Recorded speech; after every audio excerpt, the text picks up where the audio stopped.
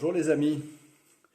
Eh bien, pour cette semaine de pensée du soir, et pour ce soir en particulier, j'ai eu à cœur, pas de prendre de versets, mais de vous expliquer ce que j'avais choisi pour la semaine, et puis pourquoi je l'ai fait. J'ai choisi le thème de la fidélité.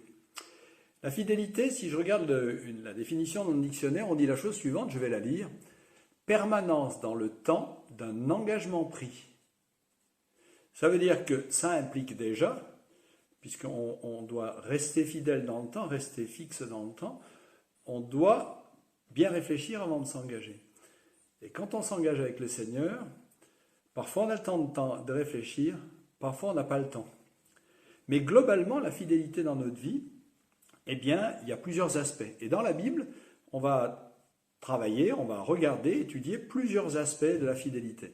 Alors je vais en lister 4 que j'ai notés pour ne pas les oublier. C'est d'abord la fidélité de Dieu envers l'homme. Ça, il n'y a pas à en discuter. Il est de multiples fois montré dans la Bible que Dieu est fidèle envers son peuple, même quand son peuple a du mal à le lui rendre. Et ça, c'est le deuxième thème.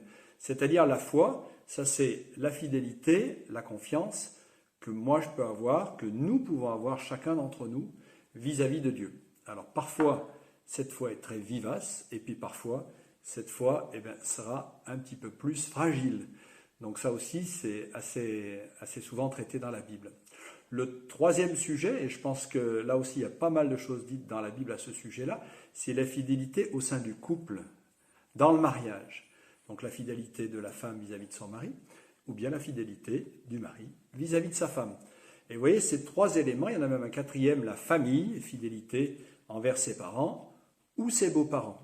Et il y a quelques belles histoires aussi par rapport à ça. Et ce que j'ai à cœur, c'est cette semaine de partager avec vous chacun de ces 4 axes. Donc, Dieu envers l'homme, l'homme envers Dieu, le mari envers sa femme ou l'inverse, la femme vis-à-vis du mari, et la fidélité dans la famille. Donc, je vous invite à ce petit voyage pendant les 4 jours qui nous restent, et je demande au Seigneur vraiment qu'il vous bénisse richement et que vous passiez une merveilleuse nuit. Que le Seigneur vous bénisse, les amis.